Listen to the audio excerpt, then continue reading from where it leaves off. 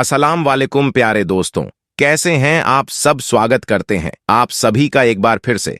आपको पहले ही बता दें कि जो आज वाक्य हम आपको बताने वाले हैं, ये सुन आपके पैरों तले जमीन खिसकने वाली है, इसलिए इस वीडियो को एंड तक जरूर देखिएगा। ऐसे में आपको पहले ही बता दें कि यह वाक्य उत्तर प्रदेश के छोटे से गांव का सच्चा वाक्य बताया जाता है।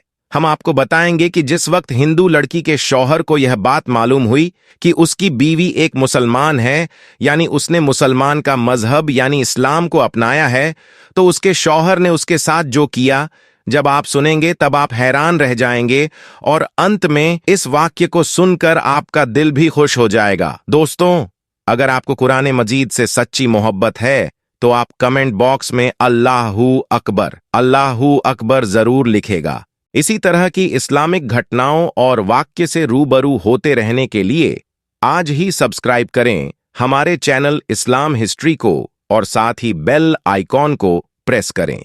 तो चलिए दोस्तों, बिना किसी देरी के इस वीडियो में आगे बढ़ते हैं। प्यारे दोस्तों, यह वाक्य उत्तर प्रदेश के एक छोटे से गांव का बताया जाता है।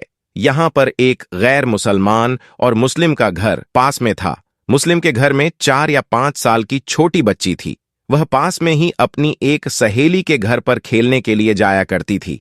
जिस तरह से आम घरों के बच्चे अपने आसपास खेलने के लिए जाया करते हैं, वैसे ही यह बच्ची भी अपने पास के घर में खेलने जाया करती थी। पर जिस बच्ची के साथ में यह खेलने जाती थी, वह बच्ची मुसलमान थी। उसकी वालिदा अपने घर में बच्चों को कुरान मजीद पढ़ना सिखाया करती थी। इसीलिए वह लड़की कुछ देर तो अपनी सहेली के साथ में खेलती, उसके बाद में जब उसकी वालिदा अपनी बच्ची को कुरान मजीद सिखाने के लिए बुलाती, तो वह हिंदू लड़की भी उसके साथ में यानी कि उसके पास में बैठकर कुरान को देखा करती। धीरे धीरे दोस्तों, उसका भी मन यानी उसका भी दिल पढ़ने को करने लगा।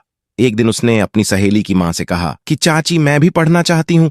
अब सहेली की माँ ने साथ में उसको भी पढ़ाना शुरू कर दिया। हिंदू लड़की ने धीरे धीरे कायदा पढ़ना सीख लिया, फिर बाकायदा कुरान मजीद भी अपनी सहेली के साथ पढ़ना शुरू कर दिया। उस बच्ची ने अपने माँ बाप को इसके बारे में कुछ भी नहीं बताया, यानी कि वह इस बात से अनजान थे। जब मुस्लिम लड़की ने कुरान मजीद पढ़ना मुकम्मल सीख लिया, तब तक यह गैर मुस्लिम लड़की भी पूरा कुरान मजीद पढ़ना सीख गई थी।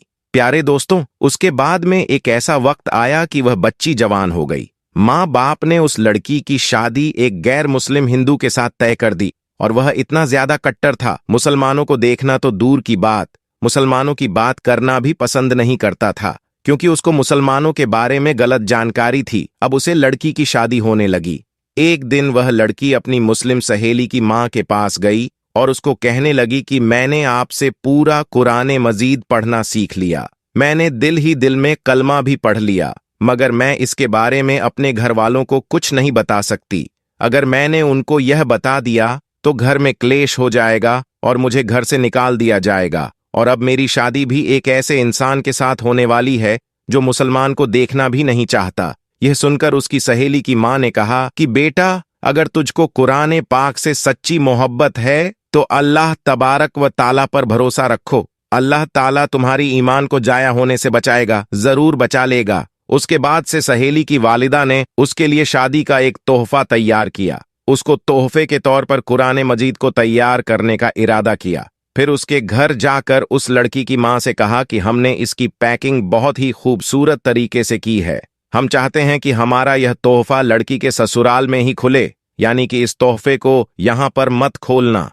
लड़की की माँ ने उनकी इस बात को मान लिया, और प्यारे दोस्तों, उसके बाद में उस लड़की की शादी हो गई। वह अपने ससुराल पहुंच गई और उसके साथ में वह कुरान पाक का तोहफा भी उसके साथ साथ ससुराल पहुंच गया। उस लड़की ने कुरान को कहीं पर एक बॉक्स में छुपा दिया। अब उसका शौहर जब भी ऑफिस जाता, जब वह घर में अकेली होती, तो वह चुपके से कुरान पाक को निकालती और पढ़ना शुरू करती। प्यारे दोस्तों, इस तरह से कई साल गुजर गए, यहां तक कि वह लड़की प्रेग्नेंट हो गई। अब वह सोचने लगी कि मैंने तो अपने ईमान को छुपाया है, जब शौहर घर पर नहीं होते तो मैं कुरान पाक पढ़ लेती हूं, मगर मेरे इस बच्चे का मैं क्या करूं, मेरे बच्चे के ईमान का क्या होगा। यही सोचकर वह अल्लाह से दुआएं मांगती थीं कि कि या अल्लाह कोई ऐसी तरकीब बता कि मैं अपने बच्चे को भी कलमा पढ़ा सकूं। प्यारे दोस्तों, उसको कोई भी ऐसी सूरत नजर नहीं आ रही थी कि वह अपने शौहर के सामने इस बात को बोल सके, मगर अल्लाह की शान देखे एक दिन उसका शौहर बीमार हो गया और वो हॉस्पिटल में अपना टेस्ट करवाने के लिए पहुंच गया। जब डॉक्टर ने उसकी सारी जांच कर ली, जब उसको उसके बारे में बताया गया तो सुनकर वह परेशान और हैरान हो गया, क्योंकि डॉक्टर ने उसको बताया कि उसको कैंसर हो गया है। इसी के साथ उसके बचने की उम्मीद भी खत्म हो गई है।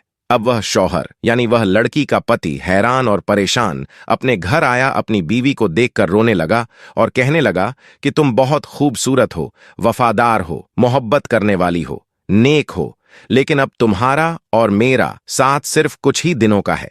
मेरी जिंदगी सिर्फ 1 महीने की और बाकी है। और उसने फिर हॉस्पिटल का तमाम वाक्य अपनी बीवी को बता दिया। प्यारे दोस्तों, इस बात को सुनकर उसकी बीवी भी रोने लगी और अपने शौहर को तसल्ली देते हुए बोली कि आप परेशान ना हो, मेरे पास इसकी एक दवा है। मुझे पूरी उम्मीद है कि आप इसे बिल्कुल ठीक हो जाएंगे, मगर आप वादा करें कि मैं जो कुछ भी करूं इसके बारे में आप मुझे कुछ सवाल नहीं करेंगे। यह सुनकर उसके शौहर ने कहा कि मैं वादा करता हूं, अगर मैं सही हो गया, ठीक हो गया, तो तुम जैसा कहोगी मैं वैसा ही करूंगा और वैसा ही होगा। तुम्हारी हर बात मान ली जाएगी।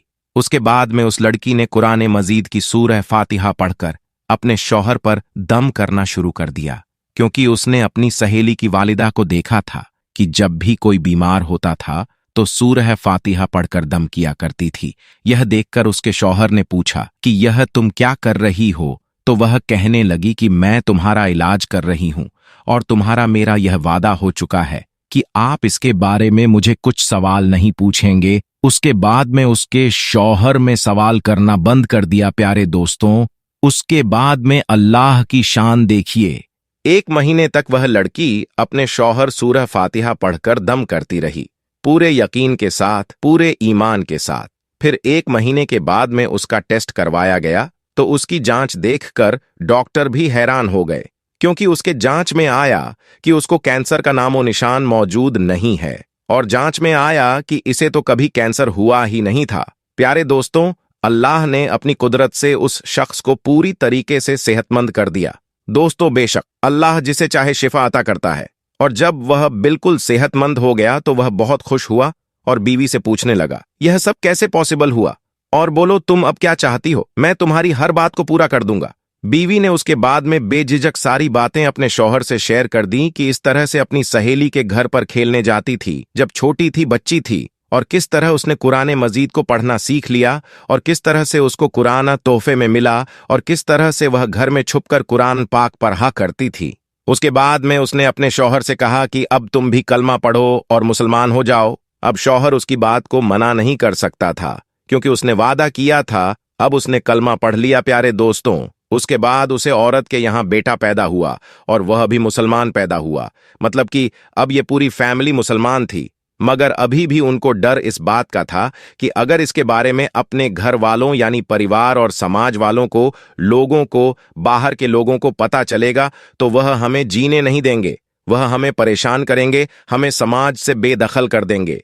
तो शौहर ने बीवी से कहा कि इसकी तुम फिक्र मत करो, इसका बंदोबस्त इंशाअल्लाह मैं करता हूं। उसके बाद में उसने अपनी जॉब के लिए सऊदी अरब की एक बड़ी कंपनी में अप्लाई कर दिया और अल्लाह की कुदरत से उनका जॉब सऊदी अरब की एक बड़ी सी अच्छी सी कंपनी में लग गया।